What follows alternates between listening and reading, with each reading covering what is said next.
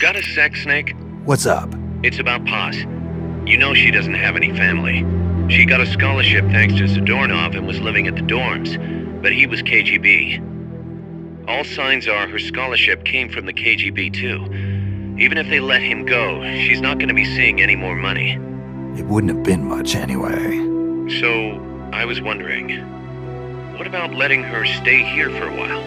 What does she think? She says she wants to help out. It would only be temporary. She's still in shock. Right now, no one understands her better than we do. Okay, but Kaz, don't take your eyes off her. What do you mean? It won't be easy getting used to this kind of life. I know, Snake. I'm not trying to turn her into one of us. You should talk to her yourself later. Okay. And, Dr. Strangelove wants to come too. Strangelove? Well, she's out of a job now, and she'd have a problem returning to England. You can talk to her about it. Anyway, you don't need me to tell you how good she'd be for R&D.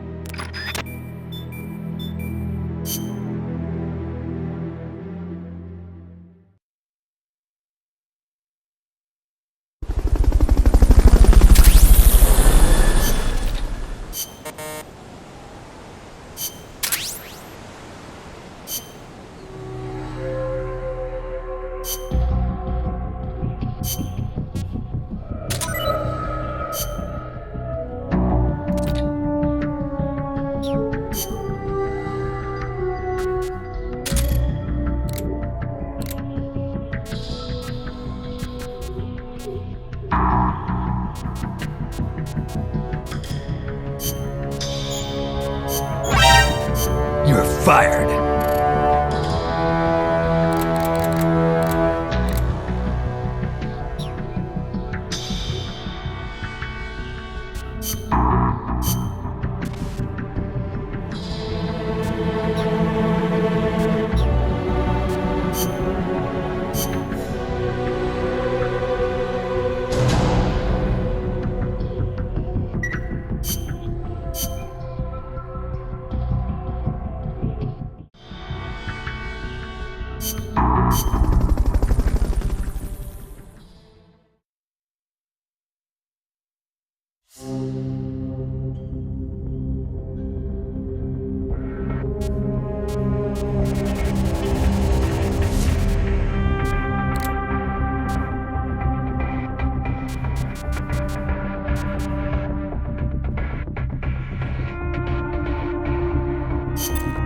How's Paz doing? Okay so far. Still shocked about being lied to by Zadornov. But she's actually getting along great with the crew here at Mother Base. Really? That's good to hear. Still, it's gotta be depressing for a girl her age to be cooped up on an offshore plant all day. Even if it is only temporary. I bet she'd love it if you took her out somewhere once in a while.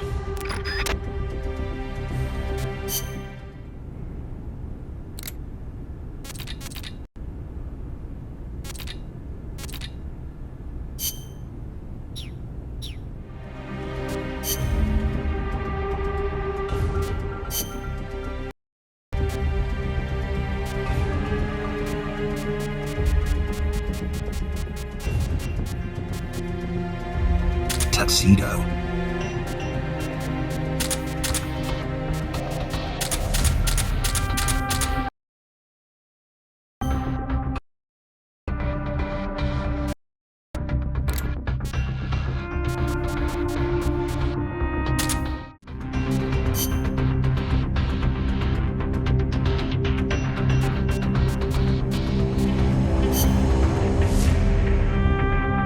I'm counting on you. Hold it. Hold it. Hold it.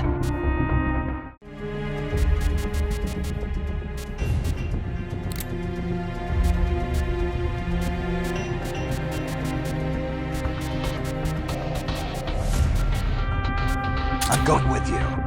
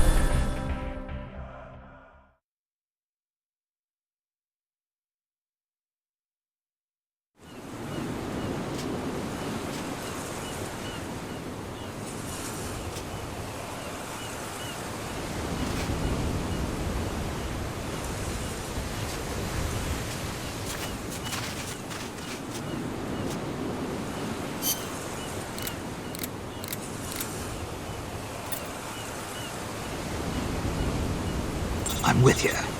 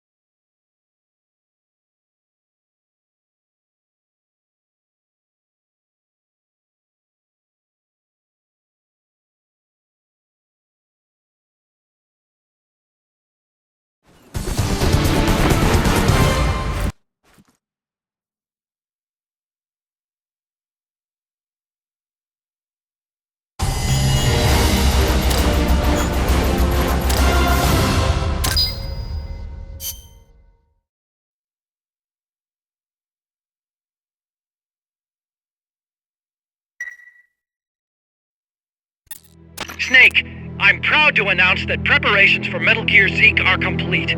We can activate it any time. Got it. Thanks, Huey. No need to thank me. At least now I can finally say I helped you with something. You can use it in outer ops, too. Just select Zeke when you're forming your unit. Be sure to take it out for a field test. Okay. You can change weapons and check memory boards just like before. Use your observations from a field test to make any adjustments. A work in progress, huh? Snake, we fitted Zeke with its own AI pod. We were having trouble adjusting the AI, but Dr. Strangelove was able to get it up and running. Strangelove? Why the surprise, Snake? Whoa, we're an army without borders. We need a deterrent against foreign intervention. That's what Zeke is for. It may even prove necessary to... I'm not against deterrence itself. The problem is when a nation comes to rely on it. All that does is force a burden on its people. The same people that constitute the nation itself. The existence of nations is detrimental to man. That's why I, one without a nation, see potential in MSF. But power is required for you to distance yourself from nations. I will do whatever I can to assist with that. Glad to hear it. And I merely lent Huey a helping hand. I will not give Zeke an AI like hers. I wouldn't expect you to.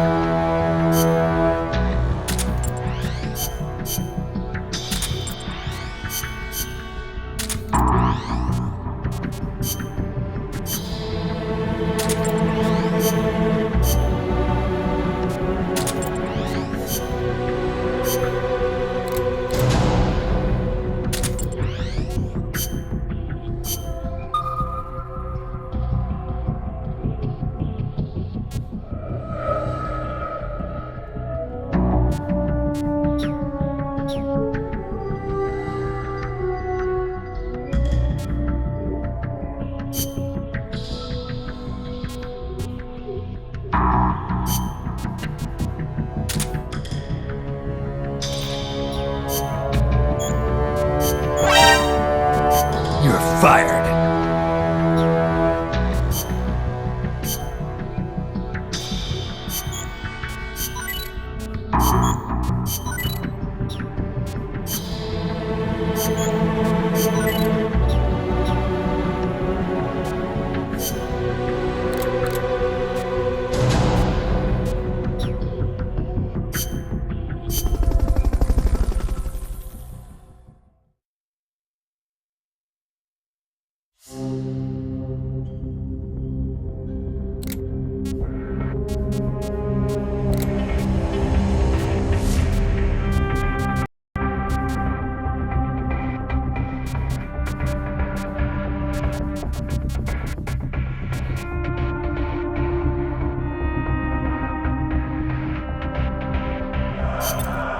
Let's get this mission started. Complete the mission and proceed to the Fulton recovery point so we can get you back alive and well. Good luck out there.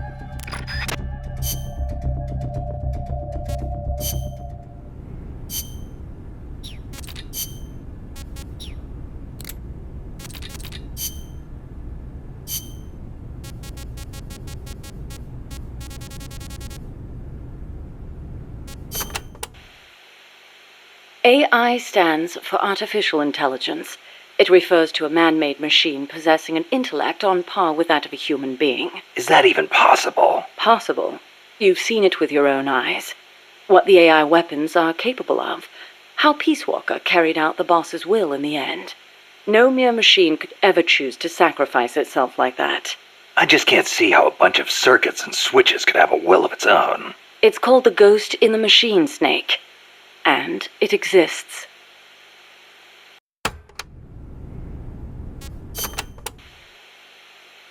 What did you mean by the ghost in the machine? Oh, that. It's a term coined by the philosopher Gilbert Ryle. You've heard of Descartes, yes? I think, therefore I am. That is the one. Descartes espoused the dualistic theory of mind and body. He believed that our thinking minds exist in a separate dimension from our bodies, which are governed by the laws of physics. But if that were true, then couldn't you say that a mechanical body, inhabited by a ghost mind, is a human being? Ryle criticized Descartes on those grounds, saying such a thing surely wouldn't be human. Why'd you bring it up? I wasn't thinking of Ryle in particular when I said it. I simply thought that if a person is composed of a machine and a ghost, perhaps the opposite is true as well.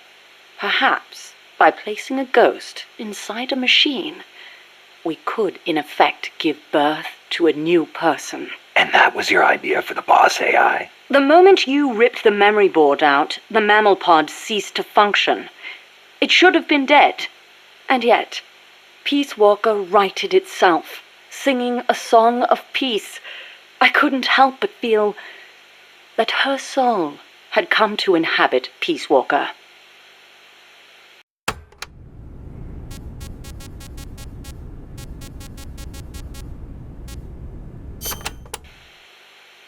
Let's say, hypothetically, there really was an intelligent machine. How would you prove it? What's the difference between a high-level computer and an AI? It depends on what you choose to define as intelligence. For example, Snake, listen to my voice talking to you now. Suppose it were an AI. Say what? What if the living, breathing me sitting here drinking tea and talking to you were actually an AI, programmed to simulate my thoughts and my voice? You're nuts. No, I'm not. You couldn't prove I was a real human being, could you? It'd be... No. So if an AI is so advanced you can't tell it from the real thing, wouldn't you call that intelligence? I'm not quite convinced. But that's only one way to look at it. It's roughly how Dr. Turing explained artificial intelligence. The test I described is called the Turing test, in his honor. Yeah, well, sounds like a bad joke to me. That singing monster of yours put me through hell. If I never meet one again, it'll be too soon. Shame. And I was about to let an AI take my place in our conversation. Don't even think about it.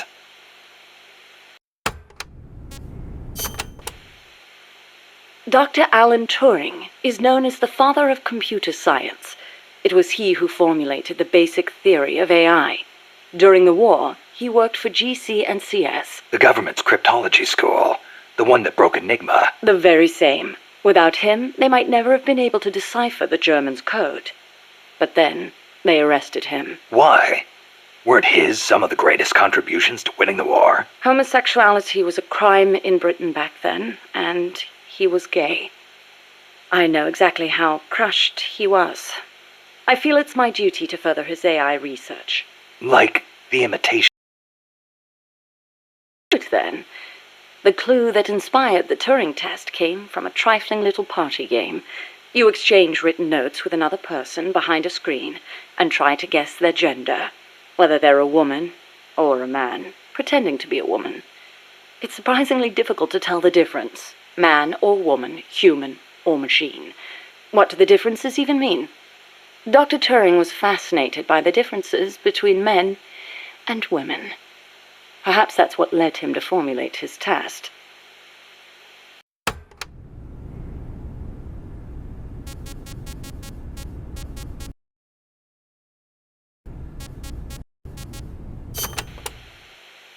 What if you had the boss as the model for the AI? What do you mean? If the end goal is MAD, it seems like there are more suitable models out there. A military chief of staff, or a nuclear technician, even the president. Patriotism, leadership, good judgment. Each of those qualities is essential when deciding whether to launch a nuke, and she had them all. Wouldn't the president too? It's not enough. She had the will for it. Will? Let me explain, Snake. Peace Walker is a standalone weapon. It has to decide on its own whether or not to launch a nuke. It can't turn to anyone else for advice.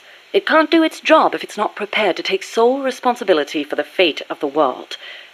I know of no other human being who could bear that burden. That's it? There were technical considerations, of course. To begin with, the female brain is a more appropriate model for an AI. Oh, wait, the female brain?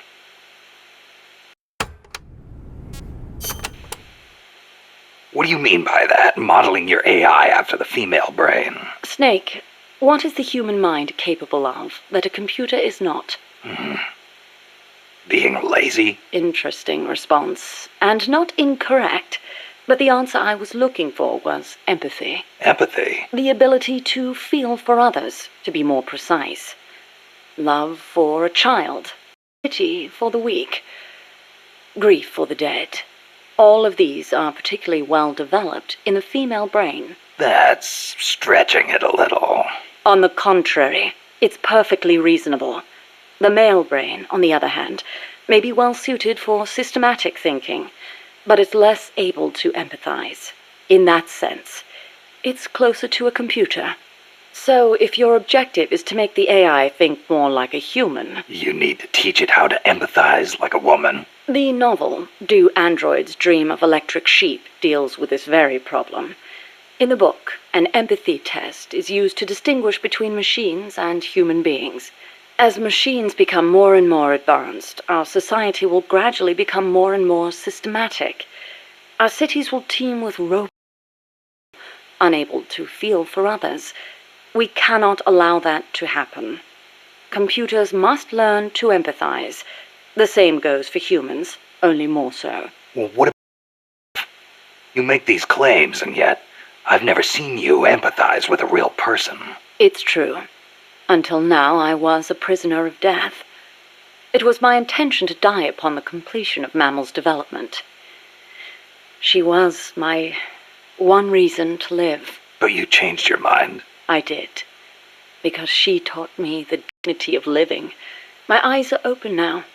I want to go on living and see people. Huh. I see.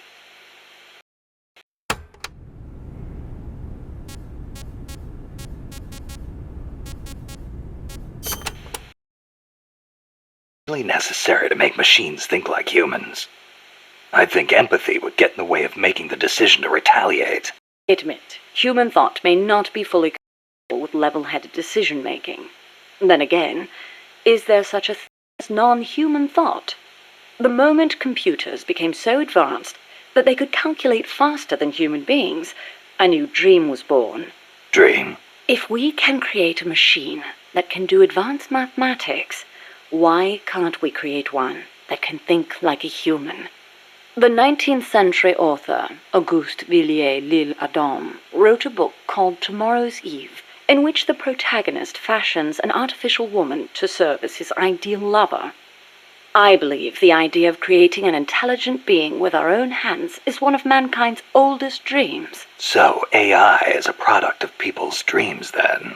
Not only AI, civilization itself is the process by which mankind gives form to its dreams. But not all dreams are pleasant. Some have expressed fears about non-human intelligence. Yeah, they want the benefits with none of the risks. Some fear that intelligent robots might rise up and rebel against their human masters, as portrayed by the Czech writer Karel Čapek in his Rossum's Universal Robots, or in the 1970 film Colossus, the Forbin Project, where intelligent supercomputers in the US and the Soviet Union join forces and subjugate humanity. Isaac Asimov offered a specific solution to these fears with his 3 laws of robotics, which demonstrated that while robot intelligence is different from that of humans, the two can coexist. In order to endow computers with intelligence, we must first have a thorough understanding of what intelligence is. And that is where the need for a practical and feasible expert system arises.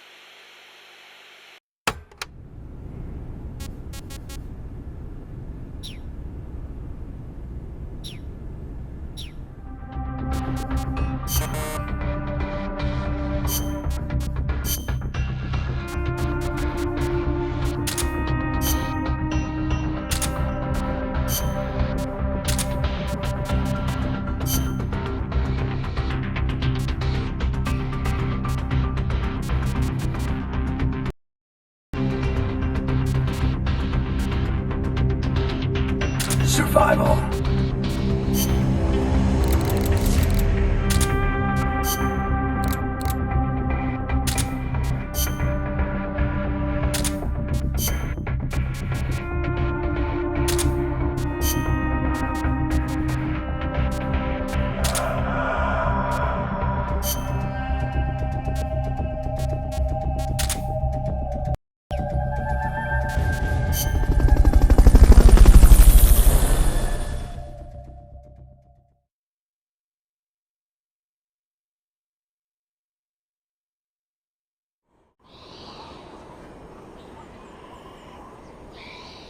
Your current objective is to retrieve the prisoners.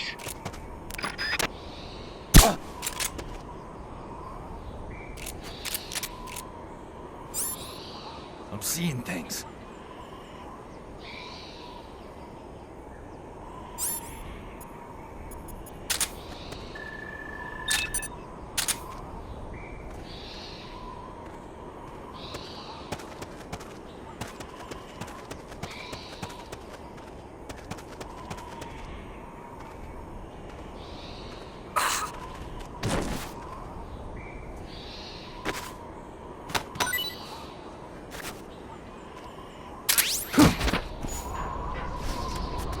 What was that?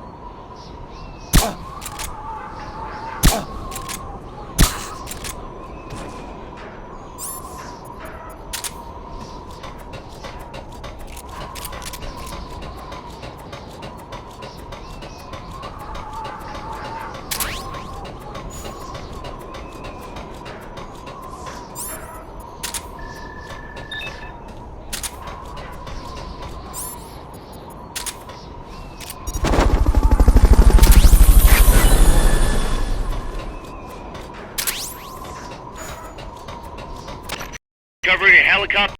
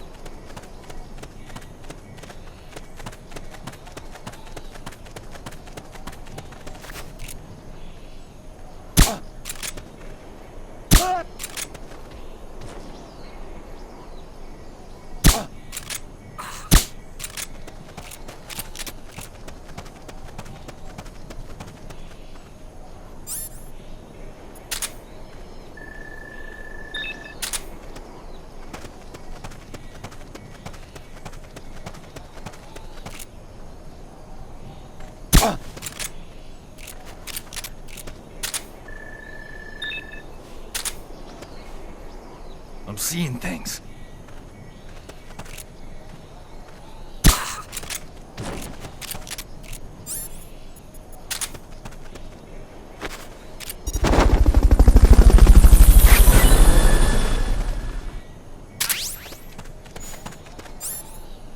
Fulton recovery subject confirmed onboard helicopter.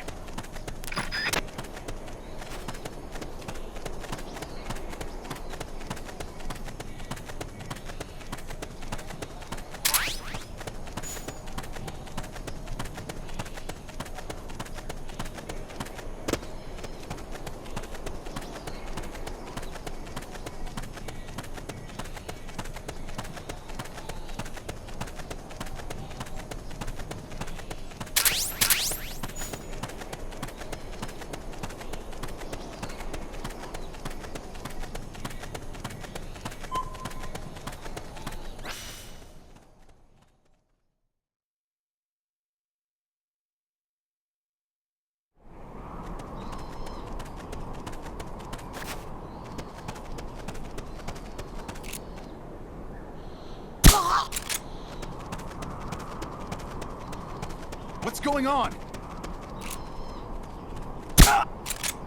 Rise and shine.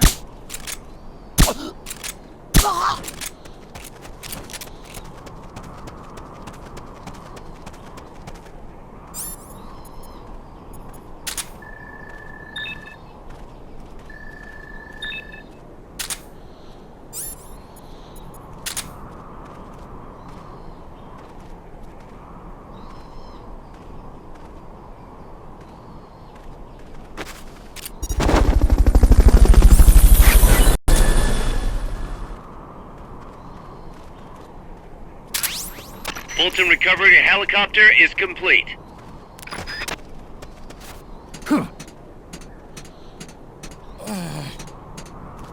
Watch it. There might be bombs planted next to those prisoners.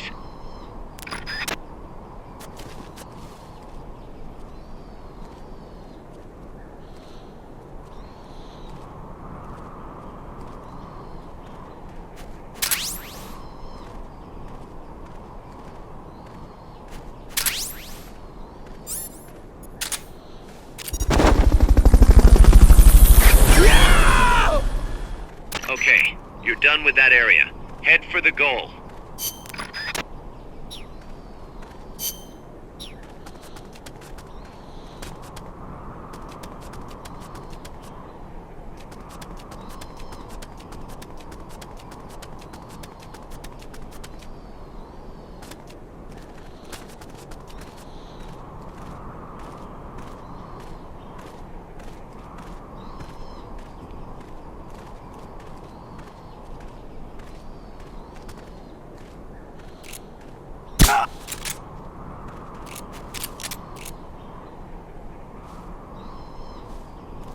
Can't be imagining things.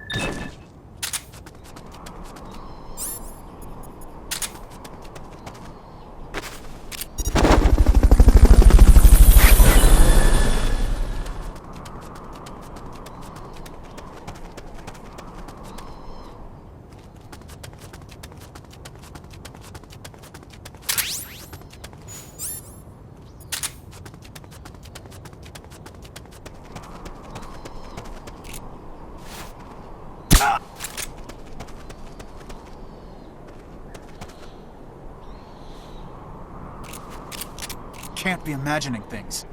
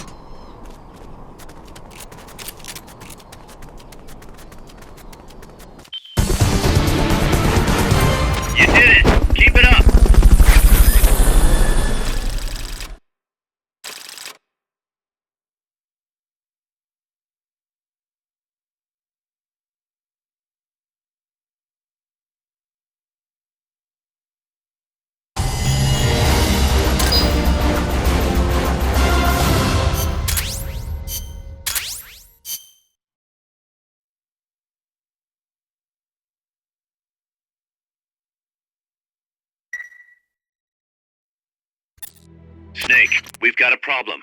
Zadornov's not in his cell. What? He must have used his prosthetic as a blowtorch to cut through the bars, but we've managed to narrow down his location using a transmitter we planted on him. I'm adding a new mission. Find the KGB agent Zadornov.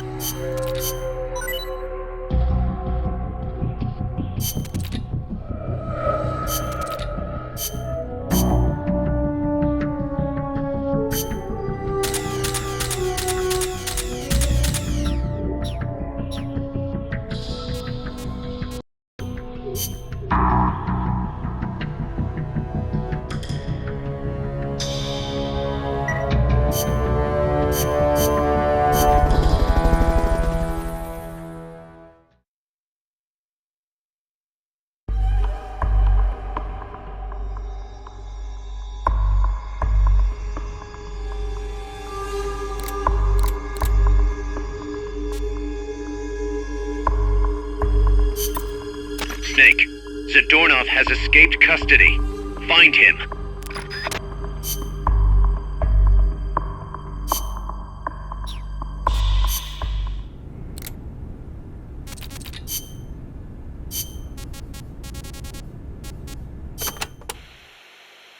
So what's an expert system? The AI housed within Peace Walker began development as such a system. An expert system is a type of proxy program by which a computer makes decisions as an expert would. The program, Mycin, for example, is a system that decides which kind of antibiotics to prescribe. The system asks the patient a series of questions to narrow down the range of appropriate drugs. So you program Peace Walker to prescribe live nuclear warheads instead of penicillin. What I realized, however, was that a simple expert system wasn't up to the task. You need more than expertise to launch a nuke. Indeed, expertise is a necessary prerequisite, but insufficient on its own. Deciding to launch a retaliatory strike requires consideration of a wider range of factors. In such a scenario, the entire global situation becomes the criterion for making a decision. Makes sense. You screw up the prescription and the whole world goes into anaphylactic shock. A weak AI that only has a limited range of knowledge upon which to base its decisions won't cut it. Therefore, I had the AI study the boss's thought patterns, thus creating a true expert system. A strong AI. You couldn't leave the world in the hands of something with anything less than absolute worldview. I could have built a simple expert system in no time at all. Say, how would you like a system that decides which guns you should equip according to the mission's parameters? I'll pass. I'm not going to leave my life up to somebody else's judgment. Especially not a machine.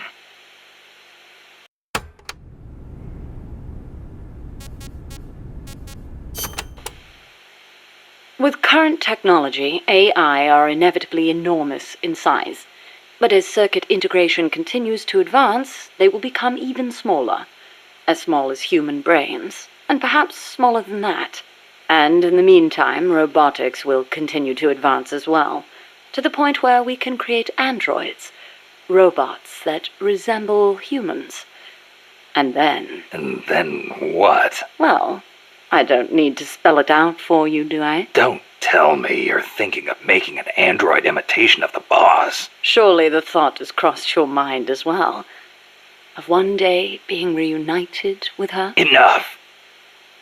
I don't want any part of it. I see. I didn't mean to offend you. In reality, AI is more likely to evolve in the opposite direction anyway.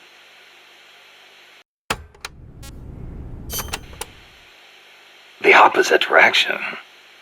What does that mean? More and more, AI are becoming systems that specialize in mass information processing, without human intelligence, thought, or emotion.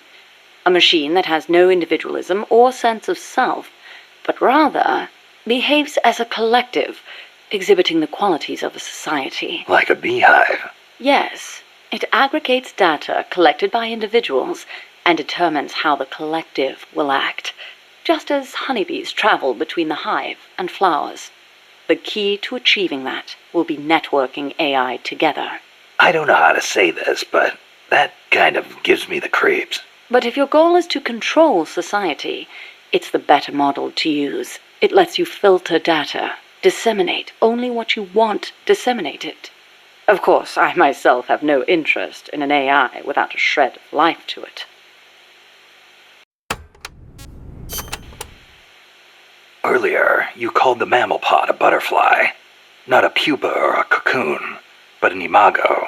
Yes, the AI that came before the mammal pod were works in progress. Works in progress? They were enough to keep the frame running, but not enough to make decisions about nuclear retaliation. They weren't quite complete. They were pupae. Only when I added the boss's data did the AI take on its true form, becoming a butterfly and taking flight. And that's why nose art on Peace Walker was a butterfly. I gave the mammal AI the codename BS Imago. BS is short for boss.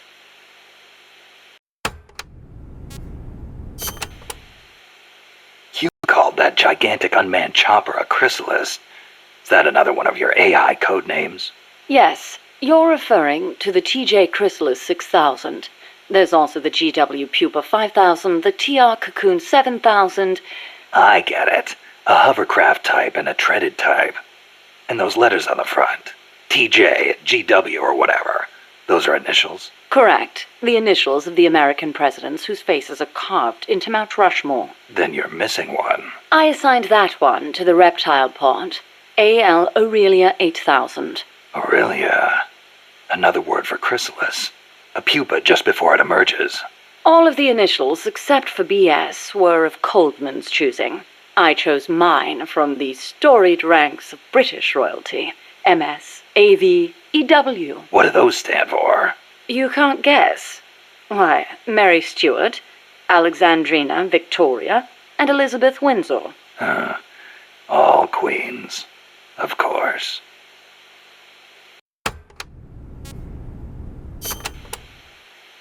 Are you familiar with the film 2001: A Space Odyssey? I've heard of it, but... Of course not. I didn't expect you to be cultured enough to appreciate such things. Yeah, thanks. Anyway... 2001 features an AI called HAL, a highly advanced system that controls an exploration spacecraft. It can converse with people, and even play chess. Huh. Now where have I heard that before? The way HAL was portrayed was truly superb. How so? HAL is given secret orders that not even the ship's captain knows about. Naturally, he's not allowed to divulge them to the crew. The stress of it causes HAL to crack. Crack? Go crazy. Though there are those who interpret it differently. One by one, HAL kills off the crew until the captain finally shuts it down. The film offers amazing insights into AI, their growth, their utility, their faults. and their fear of death. Well, you must have found it useful in your research then. Must you always be so utilitarian? It doesn't matter whether or not it's useful. What matters is that it inspired me. Then it was useful. Never mind. The portrayal of Hal wasn't the only wonderful thing about the film. It was full of hints about the future of human evolution. Truly, a film for the ages.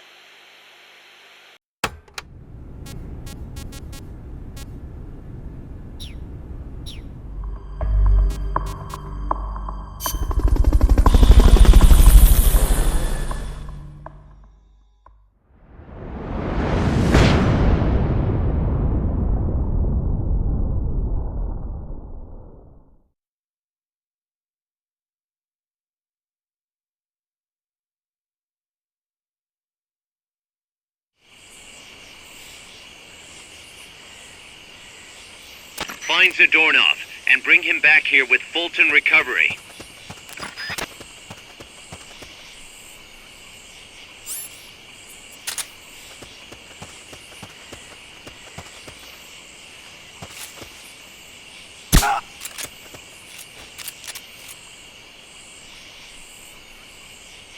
Can't be imagining things.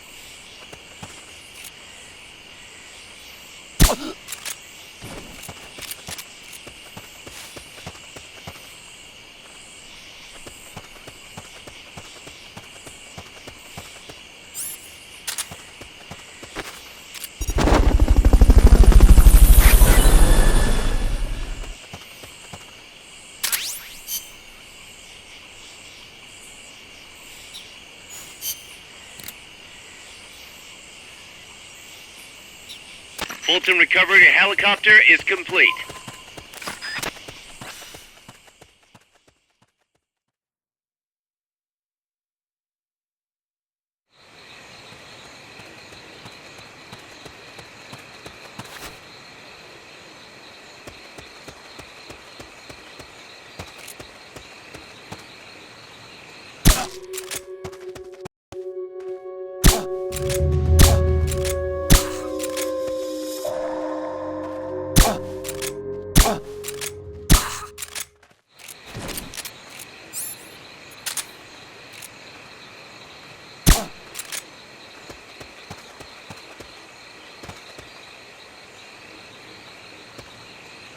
I'm seeing things.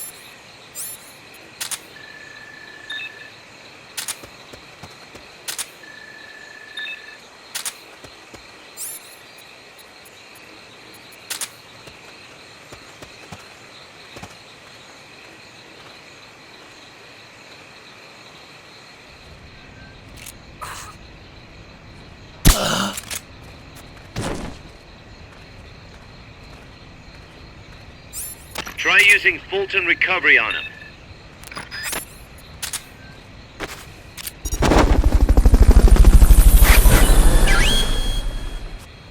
Okay, you're done with that area.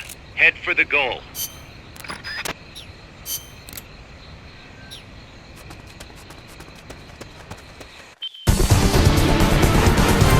Mission complete. The folks back at Mother Base will be thrilled.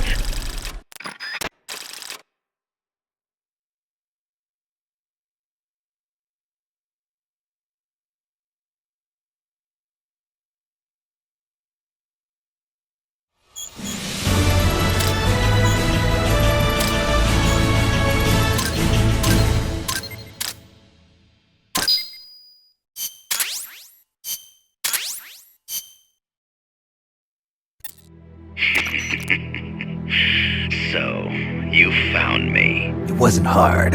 What are you up to anyway? Just going for a stroll. Kaz, I've got Zadornov, returning home. Acknowledge, Snake.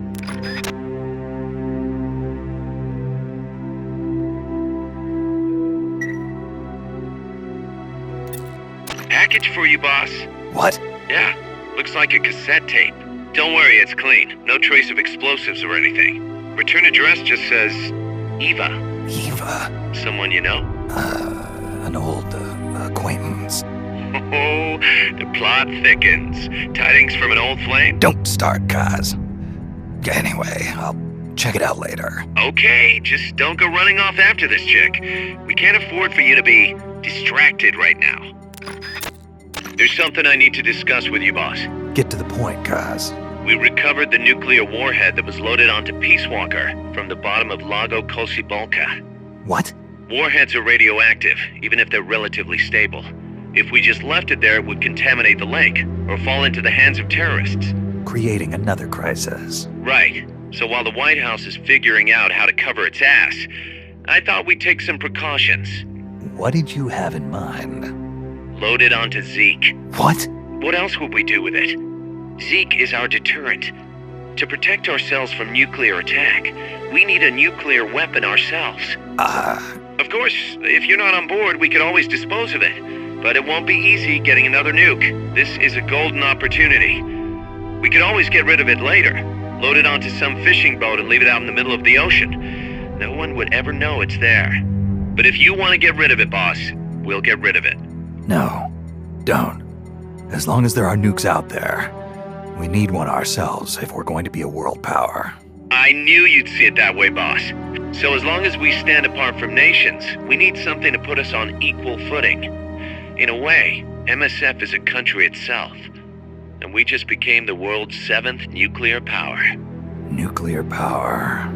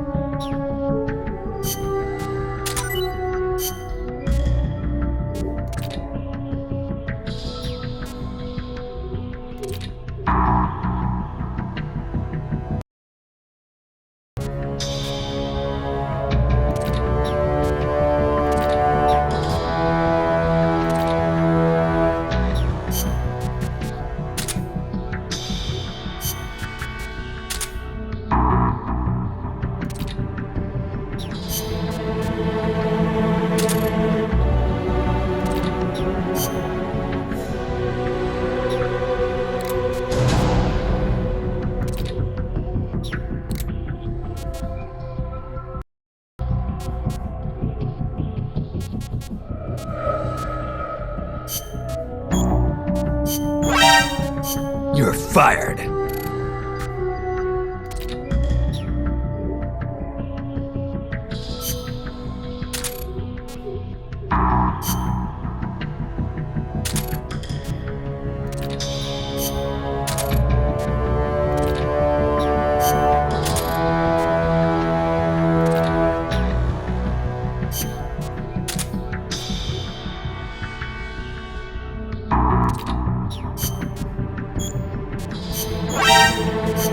You're fired.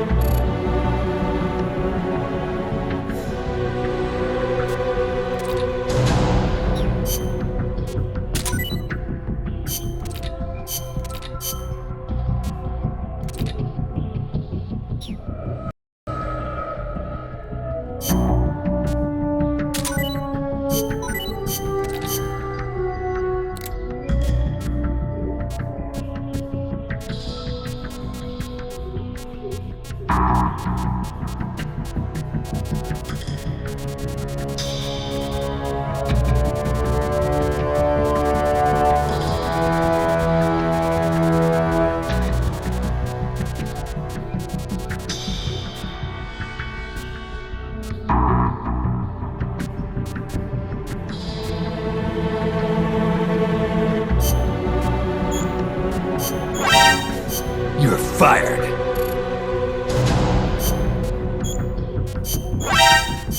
You're fired. You're fired.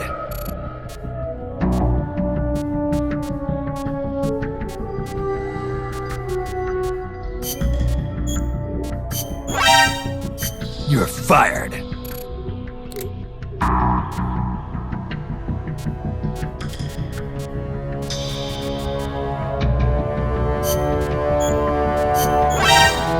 You're fired.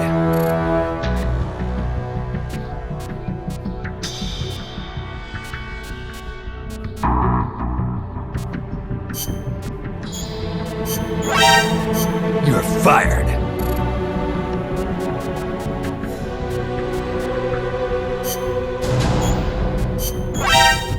You're fired.